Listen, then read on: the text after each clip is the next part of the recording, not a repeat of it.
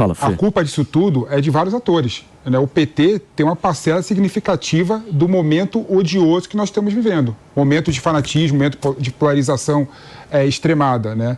E quando você vê, por exemplo, o Lula não querer olhar para frente, né, e tentar governar o Brasil para todos os brasileiros, fazer com que as pessoas que não votaram nele começam a ver ele com outros olhos, mas ele buscando sempre a polarização, sempre criticando o Bolsonaro, olhando pro retrovisor, sempre brigando com a Lava Jato. O PT não conseguiu ainda virar página da Lava Jato, a Lava Jato já foi. Mas, o Felipe, é impressionante, isso só gera inimizade. Quando vai acabando, requenta. Você está sendo muito ingênuo na tua análise. Por quê? Porque tem estratégia nesse tipo de discurso. Veja, sem Lula não existe Bolsonaro. Sim, e sem Bolsonaro não haveria Lula. Sim, tem estratégia, tá claro. Tem estratégia eleitoral. Mas tem estratégia para você definir e discutir e fazer um Brasil melhor. Você acha que alguém lá está pensando num Brasil melhor? Deveria, Paulinho.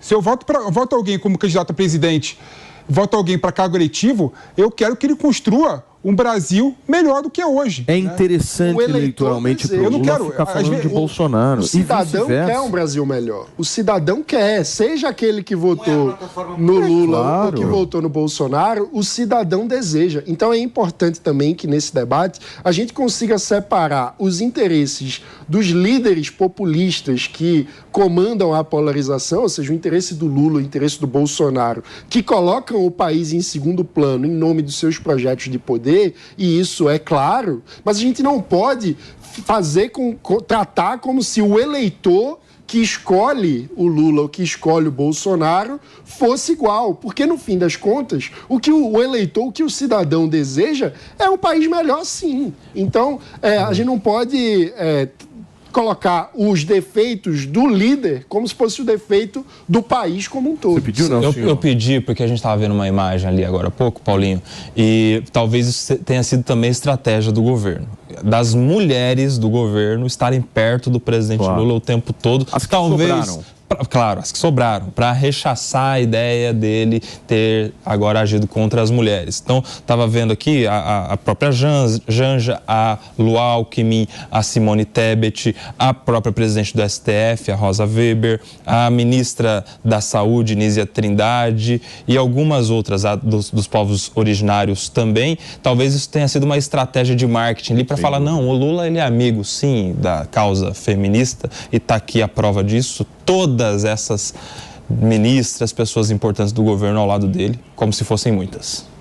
Agora, quando o Lula, por exemplo, fala que toda pessoa que usa uma arma no país é um bandido, foi isso que ele disse, né?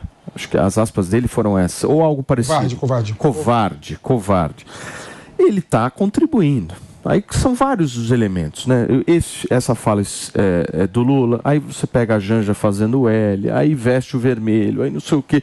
Tudo isso tem estratégia para contribuir que essa polarização aí que vocês estão se referindo permaneça. Por exemplo, lá atrás, quando o Lula chamava a forma como recebeu o país do Fernando Henrique de herança maldita e não reconhecia nenhum valor no governo anterior, ele também estava cultivando esse processo que a gente está vivendo hoje. Então, é um processo de degradação das relações democráticas, de degradação da cultura democrática na política brasileira, que não começou ontem, que é um processo longo e que foi se radicalizando, se fanatizando e se tornando tóxico ao longo do tempo. E aí, quando o Bolsonaro também falava, vamos fuzilar a petralhada, simulando uma metralhadora com o tripé de uma câmera, ele também estava alimentando... Vou receber quem nos acompanha pelo rádio agora, são 11h44.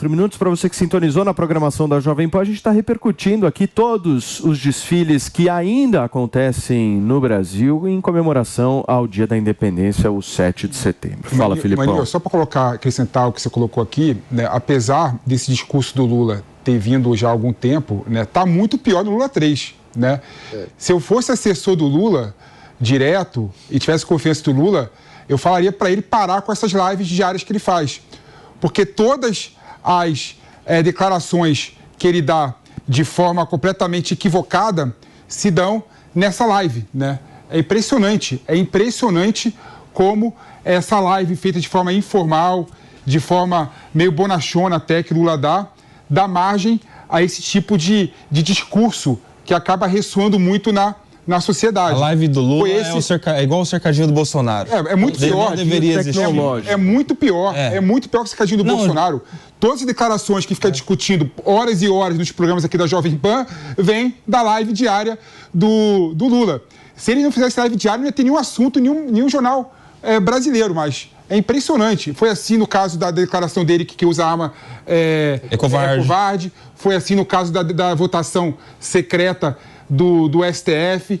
Toda live que Lula faz, ele faz uma declaração completamente autoritária, até de certa forma. Agora, o governo distribuiu um panfleto nesse 7 de setembro lá em Brasília, de 16 páginas, justamente celebrando a atuação das Forças Armadas na defesa da Constituição.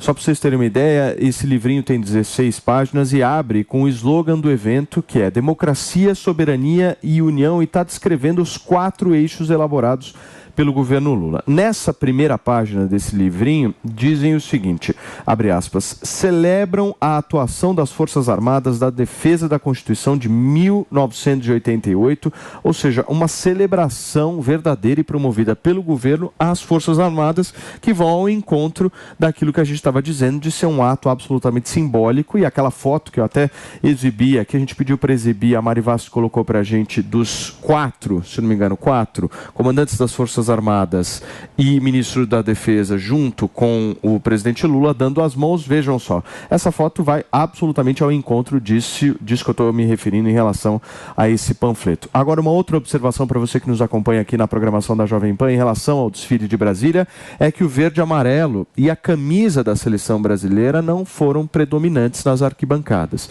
Segundo o que consta, a gente teve muita participação de pessoas vestindo vermelho, teve gente de preto, teve gente também vestindo branco e laranja, ou seja, não havia aquela predominância do verde e amarelo que a gente viu no ano passado, em que a gente só via verde e amarelo em todas as pessoas, nenhuma outra pessoa estava vestida com nenhuma outra cor. Nesse desfile já foi um tom um pouco diferente, não houve essa predominância que eu estou citando aqui, Filipão. Eu acho que faz parte, né? Sinceramente, né? Como o movimento, como o 7 de setembro passado estava muito ligado à politização, né, do 7 de setembro e com o uso da camisa da seleção brasileira, como mudou o governo, infelizmente as pessoas não querem mais se apropriar desse símbolo, né? Que foi um símbolo que estava muito ligado ao governo Bolsonaro. Eu disse isso infelizmente, né? Infelizmente, né, o Bolsonaro só pegou os símbolos nacionais porque tanto a esquerda tradicional, a esquerda ultrapassada, quanto os liberais faziam carinha de nojo para os símbolos nacionais, né? De forma geral, né? Aí criou uma possibilidade do bolsonarismo usar os símbolos nacionais como uma comunicação política. E agora está vendo exatamente o contrário, né? As pessoas não querem se apropriar das cores da bandeira brasileira para não se confundir com o bolsonarismo. Isso está completamente equivocado. A gente tem que parar com a politização dos símbolos nacionais. Os símbolos nacionais, a bandeira, a camisa da seleção brasileira, são símbolos que todos os brasileiros têm que usar. Não, sim, essa falta aí de predominância do verde e amarelo, como é que você vê isso? Bom, quem foi de preto é um bolsonarista que está seguindo a orientação de, caso vá de preto, para demonstrar um luto pela presença do presidente Lula, como se fosse a morte da democracia. Nada a ver. É a ideia. Não vá, mas se for, vá de preto para demonstrar tipo um luto. Isso. Quem está de vermelho já é o outro lado, é o lado que está ali, mas está deixando claro que, ó, eu estou aqui, mas eu não sou um dos patriotas bolsonaristas. Eu estou aqui, mas a minha bandeira é vermelha, é do Partido dos Trabalhadores, da ideia do presidente Lula. E aqueles que vão de branco, eu acredito que são os isentões, o Paulinho, que não quer muito deixar muito assim claro. Deles, não, hein? Não, deve estar de sapateiro. Eu vim... Vê bem no pé de quem está de branco aí se não está de sapateiro. Vou falar um negócio. Eu vim com meu tênis patriota hoje. Você não fala de mim não, meu querido amigo. Muito bem. Que mais, Maninho? Olha, eu acho que a gente precisa realmente pensar como desmontar essa toxicidade da polarização, como restaurar, de fato, a possibilidade de um debate sério sobre o país. E aí eu concordo que não é um problema apenas do Bolsonaro e do Lula. É um problema da política brasileira como um todo. Se Lula e Bolsonaro se tornaram os protagonistas que quase monopolizam o debate e a disputa política no Brasil, foi também por incompetência das outras forças políticas, que precisam assumir a sua parcela de responsabilidade nesse debate. Precisam, de fato, se conectar com a sociedade, se conectar com o povo brasileiro, que anda muito distante da discussão política sobre o país que nós desejamos construir.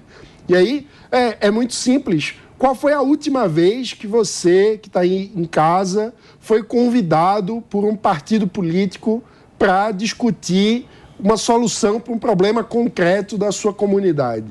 Isso é algo muito raro no Brasil, que mostra uma cultura política muito dissociada. Então, os partidos acabam funcionando como uma panelinha de uma liderança política que está preocupada exclusivamente com a própria eleição e não se conecta de fato com as pessoas. E para construir um país de fato livre, um país de fato independente, a gente precisa ser capaz de envolver a população nessa construção de uma cultura política que entenda que o outro que discorda também tem legitimidade para pensar, ele não é o demônio porque ele discorda, e que se envolva efetivamente na construção de um projeto de país que tenha propostas concretas para os problemas que afligem a população. Ô Paulo, só queria comentar isso que está no nosso GC aqui, que está falando que o Bolsonaro não compareceu ao desfile.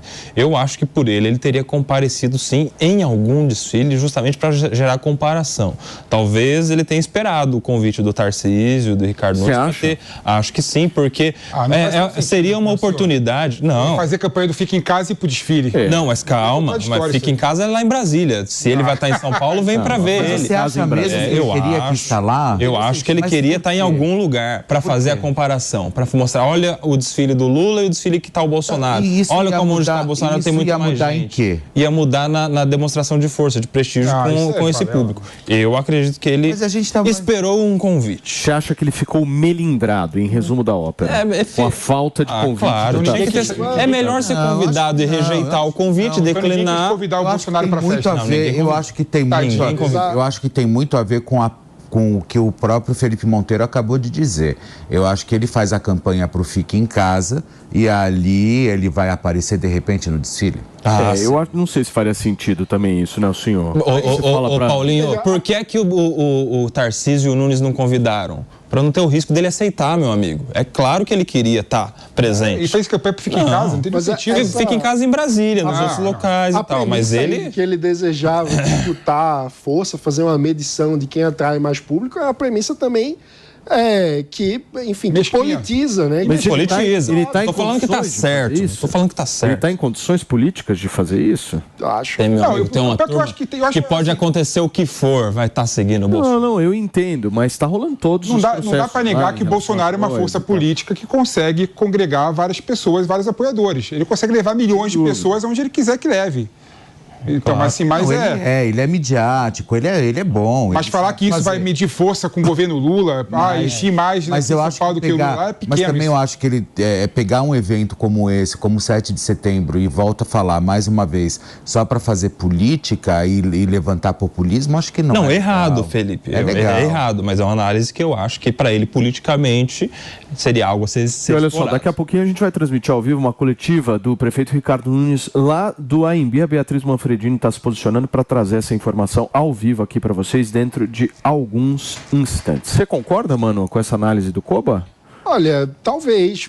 De fato, assim, o Bolsonaro não é um político que tenha colocado o interesse nacional acima do próprio interesse político em nenhum momento. Então, é possível que ele desejasse ter um convite. E se ele desejava ter o convite e o Tarcísio não o convidou, palmas para o Tarcísio nesse caso, porque não é aceitável transformar o desfile de 7 de setembro numa disputa de quem coloca mais gente na rua. Esse tipo de partidarização, de politização de uma data nacional seria negativo. Abro aspas para o ex-chefe da Casa Civil de Jair Bolsonaro e senador Ciro Nogueira, presidente do PP. 7 de setembro sem Bolsonaro é Fórmula 1 sem cena. Fecha aspas. Que exagero, né? Ciro Nogueira. Ah, não, exagerou, né? Declaração Quer dizer, o Brasil nunca existiu antes de Bolsonaro. 7 de setembro. né? Fórmula 1 sem o discurso né? da plateia, o discurso para a plateia. É um discurso também de que não gosta de Fórmula 1. Disse o presidente do partido que acabou de entrar no governo Lula. Eu não gosto eu não gosto dessas prepotências, assim. Não gosto. Isso é prepotente. Espera, então quer dizer, eu sou o quê? É um discurso vazio para a plateia.